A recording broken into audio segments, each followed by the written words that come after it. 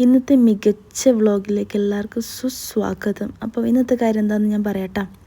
എൻ്റെ മുഖത്ത് ഒരുപാട് പുട്ടിയുണ്ടല്ലോ നിങ്ങൾ ചിന്തിക്കണ്ട. പുറത്ത് പോയി വന്നുകൊണ്ടാണ് ഈ പുട്ടി.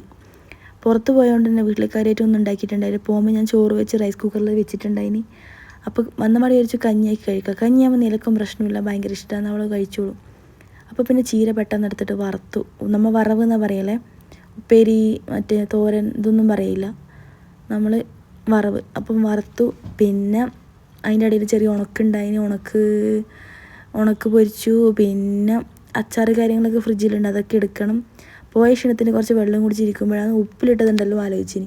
ഉപ്പിലിട്ടതുണ്ടെങ്കിൽ നിലക്ക് പിന്നെ വേറെ ഒന്നും വേണ്ട, അതെന്നെ മതി.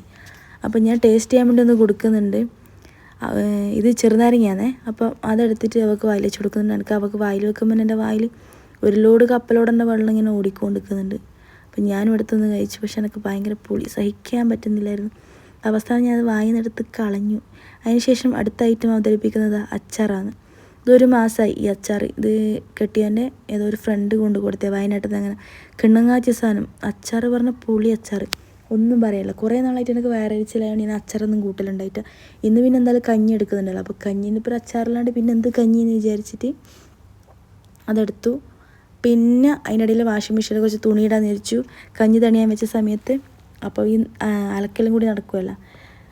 ആയ ചീരി എടുത്തിട്ട് ഒന്ന് ടേസ്റ്റ് ചെയ്ത് നോക്കുന്നു. എനിക്ക് എന്ത് തന്നെയായാലും എന്ത് സാധനം ഉണ്ടാക്കുമ്പോൾ ഉണ്ടാക്കി കഴിഞ്ഞിട്ടായാലും ടേസ്റ്റ് ചെയ്ത് നോക്കണം. അപ്പോൾ ഇന്നത്തെ ഇവിടെ അത്രയുള്ളൂ. ബൈ.